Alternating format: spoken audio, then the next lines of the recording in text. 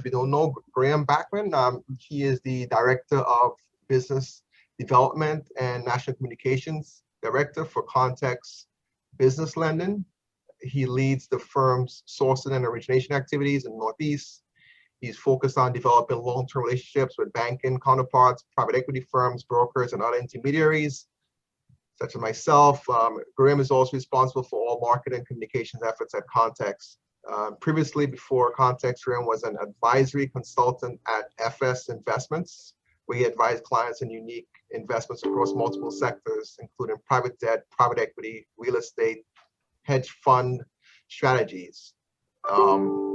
He's also alumni of University of Pittsburgh, and he majored in finance and economics. So Graham, thank you for, we want to hear all about the pros and cons of alternative lending and so on. So if you have your slide deck, right? Okay, perfect.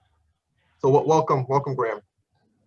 Thanks, Kyle. Appreciate it, and thank you everyone for your time. For those of you I haven't met, it's a pleasure to learn more about your businesses, and hopefully we can find some time to have a one-on-one conversation in the future.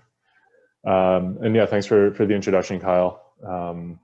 So I don't need to give the personal spiel, but I will introduce Context Business Lending.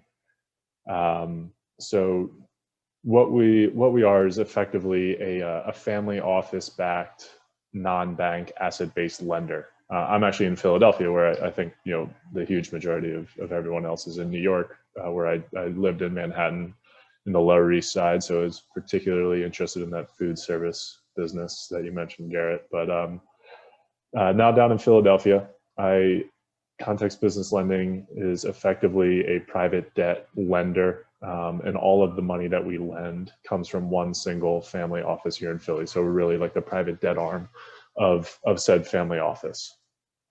So our goal as a lender is to provide the best option for companies to get a working capital line of credit when they are currently unable to go to a traditional bank for their financing and their line of credit needs. And so my goal today really is just to help everyone get a little bit better understanding of different working capital solutions when bank financing may not be an option, give a high level overview of the non-bank lending universe, some of the red flags associated with what has been a huge growth in the non-bank lending space over the last 10 years. And then, give just a couple case studies of recent deals that we've closed here at CBL. So just to sort of dive in a little bit, we're all in and around the M&A community, and depending on what position we're in, whether it's IT or like kind of fractional CFO more directly, or lawyers, we're all in a sort of a unique position to provide our clients honest and helpful advice, and we're always looking to deepen the relationships that we have with clients. And in the position that we're in, oftentimes we're privy to a client's capital needs, or we can understand their financial performance from a 10,000-foot view and see the writing on the wall before the clients can. Oftentimes it's hard to see the forest through the trees, or you're emotionally attached to a business and can't really fully understand the financial picture. So from my perspective, I think being a proactive and thoughtful partner will help us all in the long run. And I think that's why we're all a part of this community at Eminae. We all want to network ourselves and help provide solutions to our clients and continue to add value in different ways. So I think that this deck hopefully can provide a high level amount of knowledge on solutions for potential pending problems that we may start to see more and more frequently.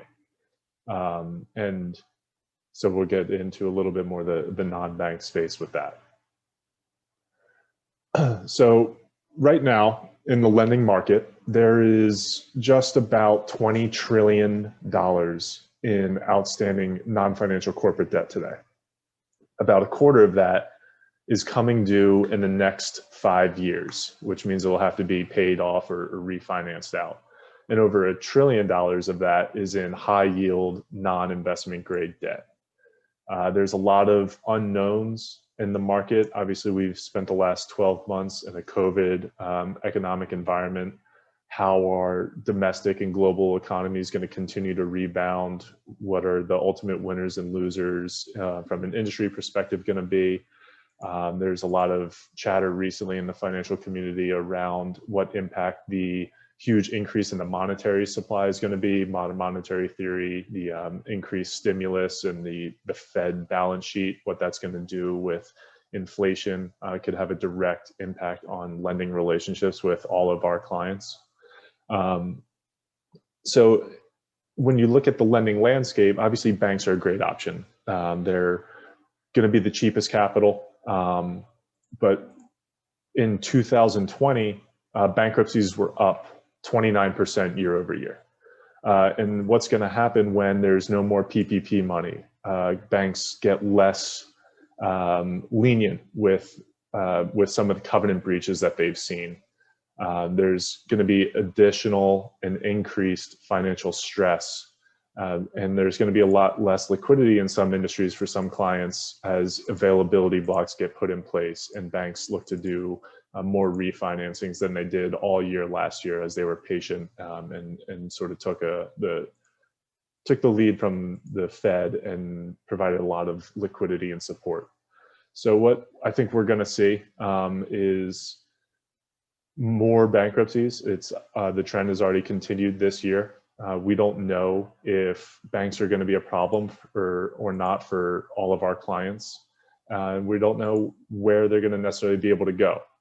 Clients will need liquidity, they're going to need investors, and they don't always want to raise equity and dilute themselves out. So it's, in my world, looking at the non-bank lending market, where can a client go when a bank is no longer an option? In the last 10 years since the great financial crisis, we have seen a huge increase in the non-bank lending world. Sometimes people call it the shadow banking market. And it's a bit of a murky space. It's non-regulated lending. There's not as much clarity as to who is doing the lending, what their underlying reasons for taking a position may be. So the challenge for companies, for financial advisors in many cases, and for all of us in the M&A community is knowing where to go and how to navigate the private capital markets, what the best options could be. And oftentimes it comes out to a client having to hire an expensive third party to do them for them, which is oftentimes the best solution because it is such a challenging marketplace. And I think as M&A professionals and all of us in this business, you can help develop your relationship with your clients further by pointing them in the right direction. And so just want to look at a quick snapshot of the non-bank universe. And this is just a few examples of different kinds of non-bank lending products. I think we're probably all familiar with a few of them. Subordinated debt and mezzanine debt are all very popular kinds of debt in the transactions that we work on in the mergers and acquisitions to provide additional leverage to the equity providers and sponsors that are doing buyouts. But then there's some less well-known, some more dangerous kinds of lending that all have a really important place in the non-bank lending environment, but you have to have a better understanding of what they each do. So, just touch on a couple of them. Is everyone familiar? Is anyone familiar with factoring as a lending solution? Yeah. I'm sure Ken is. Lisa, I see you nodding your head. So just as a high level for those that don't know, factoring, it's basically a company. They have receivables that are owed to them. They provided a good or a service to a company, and so they provided a bill to that business. And let's say they're owed $1 million. But that's not going to come in for 90 days. But that business, in order to make payroll, to buy the raw material to build their next product so they can continue their sales cycle, they need that $1 million, or they at least need part of it. So they can go to a factor, sell that receivable and get some funding upfront, which is a great solution in many cases when money is tight and working capital is important to keep your business going. But you can also end up paying 20, 30% annual interest rates.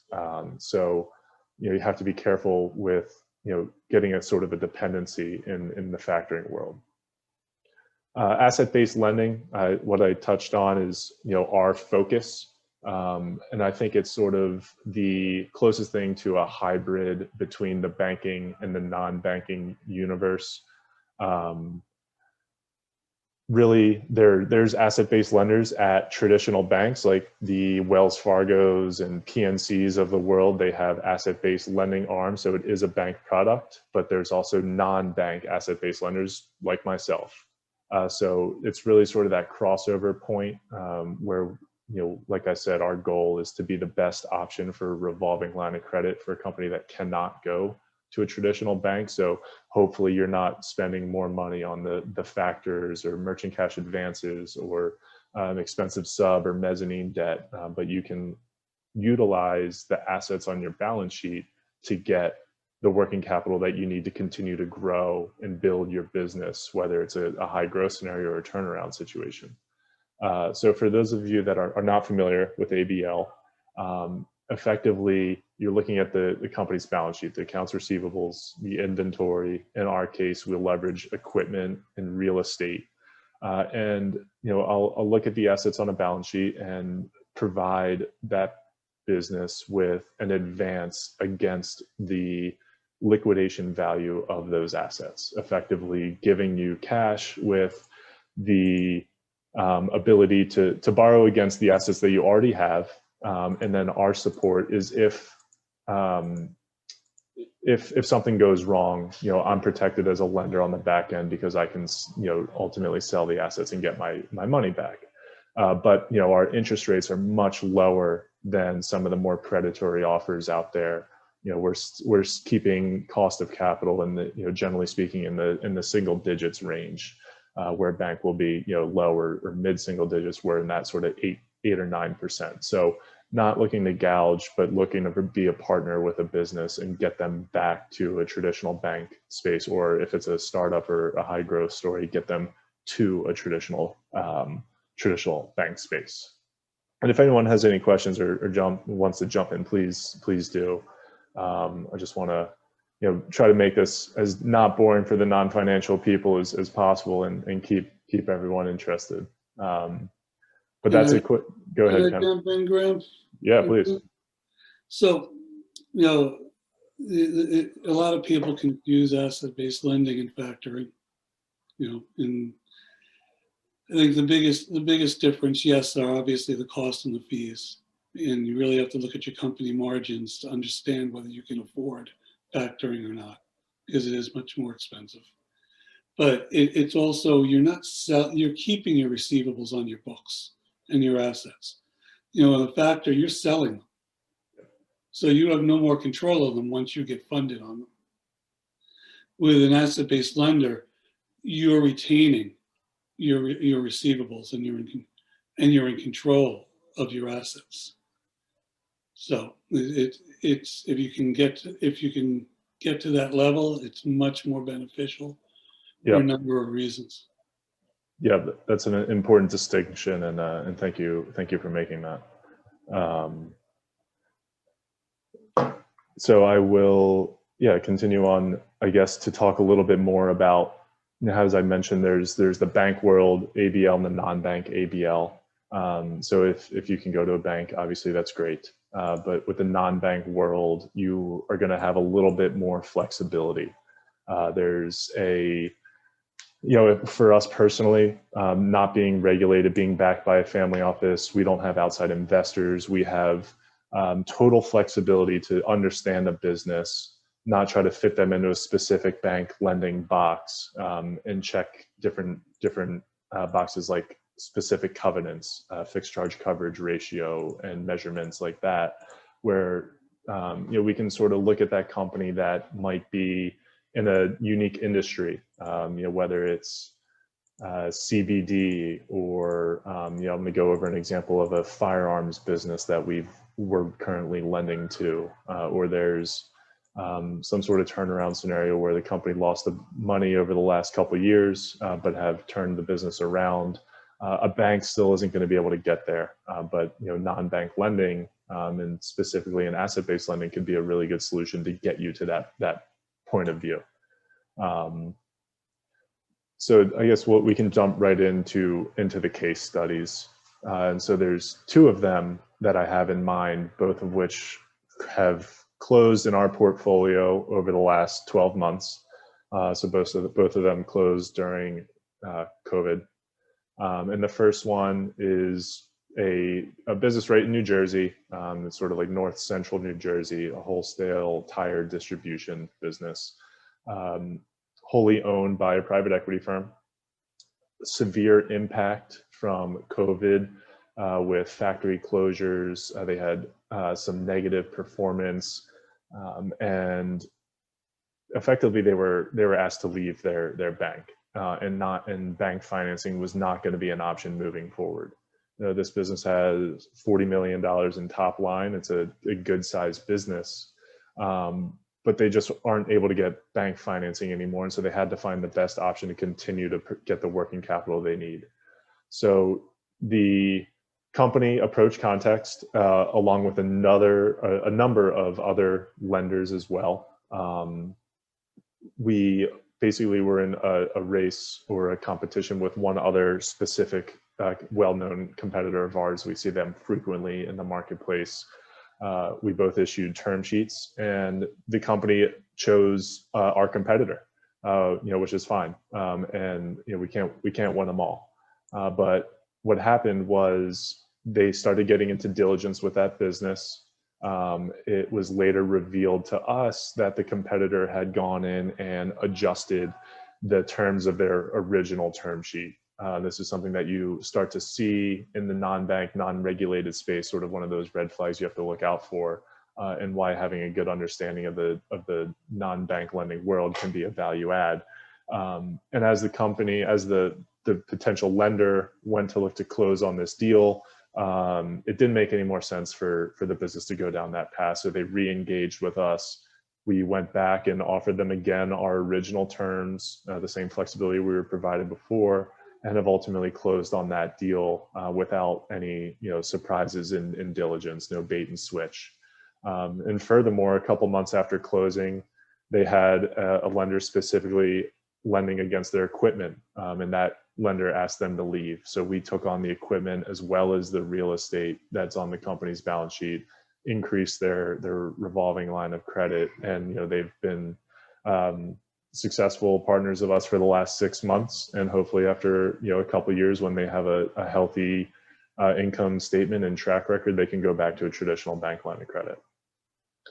The second business I just wanted to briefly touch on, as I mentioned, is a non-conventional business. They are down in Texas and manufacture a proprietary pistol firearm. This business is also private equity owned, a little bit different story. At the end of 2019 and into the beginning of 2020, and then through COVID, firearms have not really had a tough go. They've done quite well, and they also launched a new new product line that they were experiencing hyper growth in, selling many pistols to municipalities for police forces. They had a bank relationship with a regional bank in Texas. Most banks around the country are a little bit skittish on firearm lending. There's a lot of news risk associated with that. So most banks aren't going to be able to lend against firearms. And in this case, the bank was unwilling to support their growth. They wanted to keep a very small line of credit, keep it kind of a quiet deal, but the company wanted to chase the opportunity that they had in front of them. So we were able to obviously get comfortable with the business to a degree, as they're not in, we have a line in the sand as a family office where we don't want to go with firearms, but this business was one that we were comfortable with. We have quadrupled the size of their line of credit that they had with a bank previously, and they have had sort of explosive growth this year that they wouldn't have really been able to do unless they were going to, raise outside equity or find other means of debt if they were going to stay with their bank. So that was another sort of success story and case study for us. Any questions on those two deals and examples? No, but will you do cannabis? We do lend in the CBD world. Cannabis and marijuana THC specifically, we are unable to lend against. That's basically based around the product not being federally sanctioned. So we do have a relationship with a bank where we have a lockbox bank relationship. So banks cannot touch cash coming in off of a business from a THC business. So therefore it precludes us from doing it as well. But CBD has not been adopted, even though it's federally legal, has not been adopted by the banking community. So there's plenty of businesses out there, that do CBD creams or whatever, that can't get a bank financing. So we can provide sort of the best option for a line of credit until the banks finally come around to that space. Yeah, can I say something on that? The biggest issue, and Graham, you just touched on it, is that marijuana, the laws are state by state. So you really can't control who the customer is selling to, whether they're selling it legally or illegally, technically. And that's where the risk runs into play when you have a borrowing based on the receivables. Yeah. So until every state adopts it as legal, or there's one uniform federal law, it's going to be very difficult for anybody to lend on marijuana as a whole, unless they're going to be picking and choosing state by state. Yep, you're right again. Thank you. Graham? Yes, go ahead. I just had a couple of questions. So I believe you mentioned that you do provide funding to startups. I'd be interested to see what type of, for my clients, if I have startups out there, a startup client, what type of numbers must they have, or what are your criteria for that? And then also, what is your, on the LOI, you generally have a non-refundable upfront fee for that, I assume. And then the other thing I'd be curious about is your early termination fee policy. Yeah, so startups, we have funded a couple businesses that didn't have any revenue to start. It was sort of, or low revenue, or on their way to ramping up significantly. For us at CBL, we don't like, it's not that we don't like it, it doesn't make any sense for us to do loans that are really less than $2 million in size. So that's sort of our baseline. We go up to $25 million. There's just an economies of scale issue if you start doing smaller loans than that. But we'll look at really any business as long as there's confidence that we can have that we're going to be able to get paid back from a financial performance perspective, as well as there's significant assets that we can fully collateralize our position on. But to answer your question about, I think there was one about the initial fees. We're very flexible on how we structure our return on our investment, whether it's interest rates or fees or both. I've done deals where I have 0 fees. I've done deals where I have a lot of fees, but very low interest rates. Doesn't matter to me how we get the return on our investment. We're investors, and we want to be flexible and do what's most helpful for the client. So it doesn't matter how we get there. And then I think there was a question about the LOI, but pardon me, I don't recall the exact question. It was just the signing, your upfront signing fee. Sometimes, Oh, okay. Yeah, so it depends. It depends. It varies. Okay. Yeah. Thank you. Yep. Graham, what percentage of the assets do you typically lend on? Like Yeah, so it depends on the asset class. And the way to think about it is the liquidity value of each asset class. So with accounts receivable, that's literally money that's owed to you from other businesses. So it's the most liquid asset. So the typical advance rate is 85% of outstanding accounts receivables. So if you're owed $1 million, 850,000.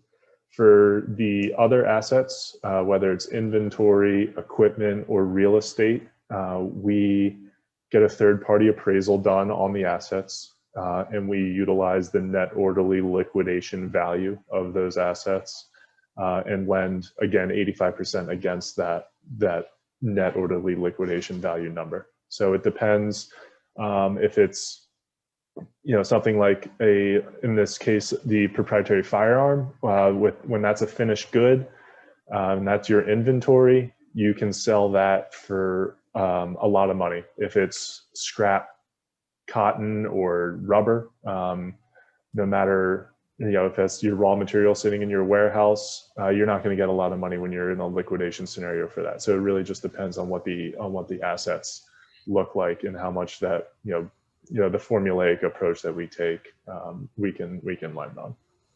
Graham, who pays for those appraisals? Is that the client, or you guys take on that risk? Ultimately, the client pays for the appraisals. Yeah, it's actually, yeah, the appraisal and the audit. Yes. I know a lot about this mainly because I in my younger years was trained as an asset-based auditor. So I know a little bit about this. And all I can tell you is that 85% on receivables, there are other companies that do that, but it's definitely toward the higher side. And most banks probably won't give you 85% unless it's pristine.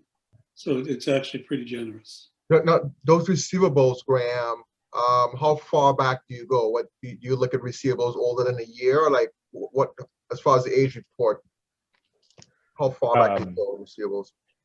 It's a good question, and it certainly depends. There is a rule of thumb of 90 days. If a receivable is 90 days past its invoice date, your confidence level in actually collecting it starts to go way down. So in a general rule of thumb scenario, anything that goes past 3 months, we're not going to lend against anymore. But that can change. For example, Walmart tells their suppliers the terms, and if you want to do business with Walmart, you'll do what they say. So most often you see them having 120-day agreements or 150-day agreements, and Walmart's pretty good for it. So we'll lend, as long as they want. You can get insurance for receivables if there's international receivables, customers overseas. So it depends, but the rule of thumb is a 90-day policy. Okay. Do you agree with Ken that the 85% advance rate against receivables is high? I mean, that in my experience, that's been standard, but maybe things have changed. I think it's standard when you go to a factor or when you go to an outside ABL company. But if you, such as Graham's. But what I think that when you go to a bank, they're going to try to keep you at 80. And if it happens to be more dilution in the company, possibly 75. Yeah. So it's one of the differences between a bank ABL and a private lender ABL. Yeah, you're right again. Most of my competitors are going to be right there with me at 85, but banks, in addition to the fixed charge coverage, they're going to be a little bit more conservative with their advance rates. Regarding the receivables, you require your borrowers to enter into a processing agreement with your designated processor? We have a lockbox and cash dominion relationship with our borrowers. So we effectively open up a bank account with our bank our leverage provider CIDC. We open up a bank account in their name to accept deposits on receivables from their clients, via ACH or check, or money order, however the cash is coming in to pay. It's a bank account that is in their name that we have control of. They have full visibility and log into the system, and it's just it's a sort of a protection, a form of protection for us to avoid things like fraud. Yeah. Fictitious receivables. Yeah. Yeah. But Look, I've had found those things in audits years ago. Actually had to liquidate a company because of that. Yeah, everyone, if you're in the business long enough, has a story. So I'm sure Yeah. mine's coming.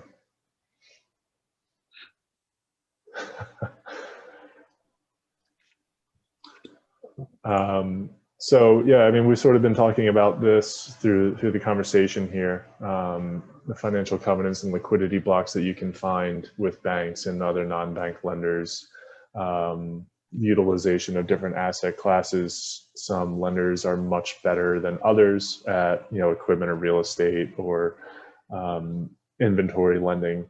For us, one of our big pushes that has come through COVID has been into the e-commerce space, and the huge boom that has happened and been perpetuated even more by e-commerce. There's lots of businesses that are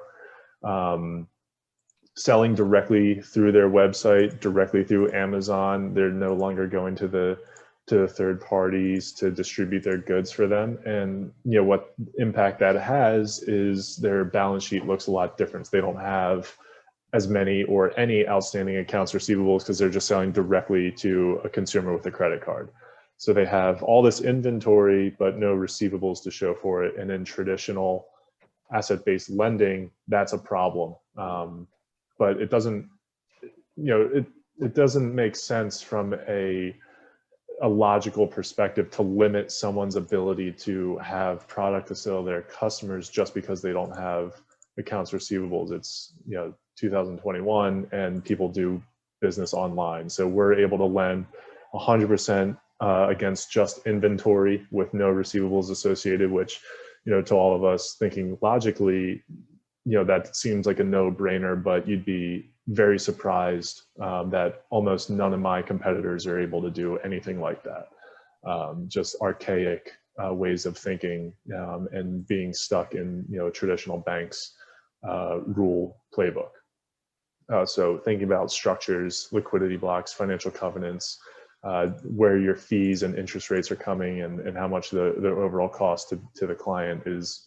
These are all red flags and something to look out for. will you take a second position in lien priority? No, we would not. We do, I guess to that point, we work with banks closely in some instances. We did a deal in August with a business who is in the repackaging or the packaging and distribution business, mainly of like tomato sauces, and then packaging, creating, packaging, and distributing to grocery stores for tomato sauce. The business itself isn't all that important, but there was not a lot of positive financial performance of the business over the previous couple years, and a local bank really wanted to get in there, but they couldn't provide them with a line of credit yet. They just didn't meet the criteria for their lending requirements, but they wanted to get in and provide their cash management services or their treasury services. Banks offer a huge, suite of different products, and all we do is lend. So my contact at the bank gave me a call. I said, hey, we're trying to build a relationship with this business. We can't do a line of credit for them. Will you step in, give them the $8 million line of credit? Once they become bankable, I'll come in and take you out. And so we do things like that all the time. Intercreditor, an intercreditor agreement, I guess. Intercreditors, and then just protect relationships on a bank's behalf. So then we'll have high prepayment penalties for that company if anyone tries to take them out, except for the referring bank. So sort of protect that relationship on the bank's behalf. Thanks. Hey, Graham, 1 minute to wrap up, buddy. Okay, well then let's go to the conclusion. So I think, thank you all really for your time. My goal is to be sort of a sounding board and an intermediary for everyone in the deal in the M&A community. So even if there's a company that is not a fit for asset-based lending, or they need something else, I'm happy to take a look and tap my network. I have spent a lot of time building out relationships at all different parts of the capital stack, whether it's equity or debt or anywhere in between. So I don't want to run over time here, but I'm happy to have any further conversations offline. Thank you for Lisa and Ken specifically for the questions. I'm looking forward to having a conversation with all of you in the future, and thank you for the opportunity, Kyle. Thank you, Jeff. And what's the best way to get a hold of you? LinkedIn or email are probably the two best. My email address is here, or you can call my phone whenever you like. Thank you.